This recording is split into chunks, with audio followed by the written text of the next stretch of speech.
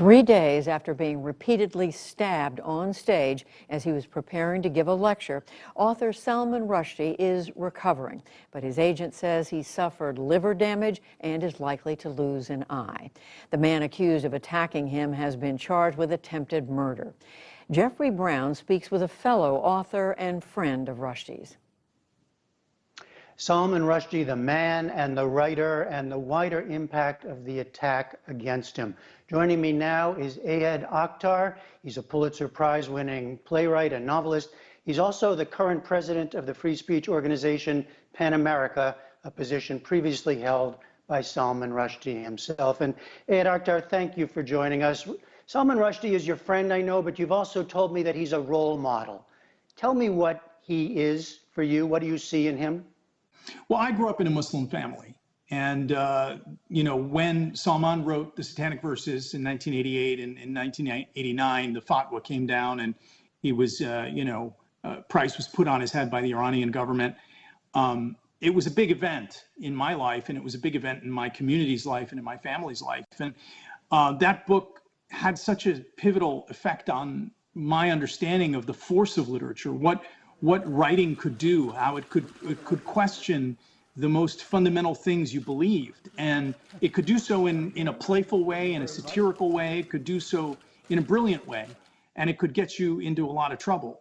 Maybe that wasn't the part of it that was the role model, but it was such a powerful experience to read that book as a young person, a young writer, as a young Muslim. And it changed my life. And it really did shape so much of my body of work to come. What larger story has he been telling in his writings, including in the Satanic Verses? Well, as any great writer, truly great writer, he's been telling all kinds of different stories. But I think the essence of what is at the heart of Salman's body of work is the power of storytelling and the power of stories and narrative to shape countries, to shape histories, to shape a religion, a way of thinking for centuries. And one of the things that is so powerful about what Salman has done over the years is that he playfully, brilliantly questions and provokes and prods and tests to see whether or not those stories hold up. Like you, I have been with him in formal and informal settings and typically seen little or no security. He made a decision about how he was going to live his life.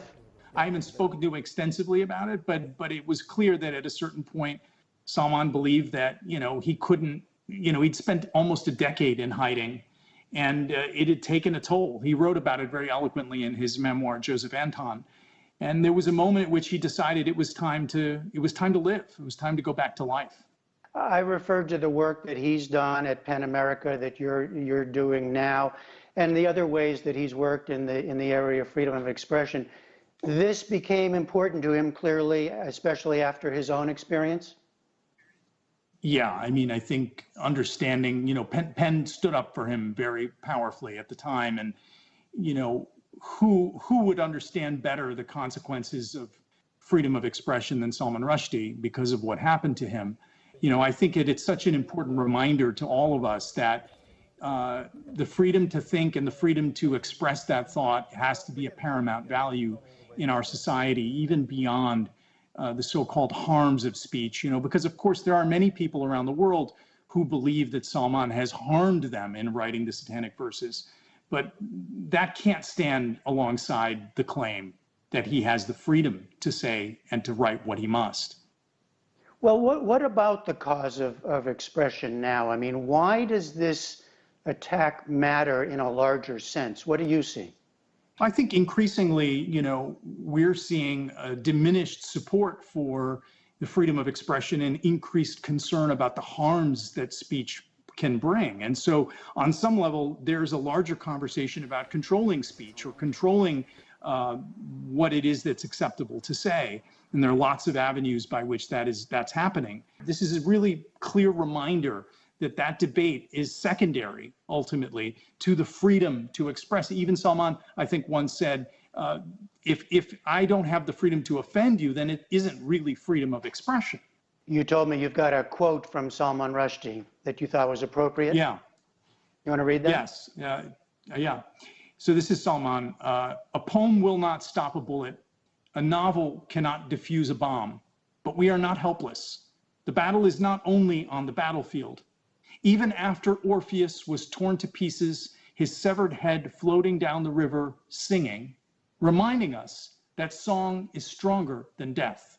We can emulate Orpheus and sing on and not stop singing until the tide turns and a better day begins.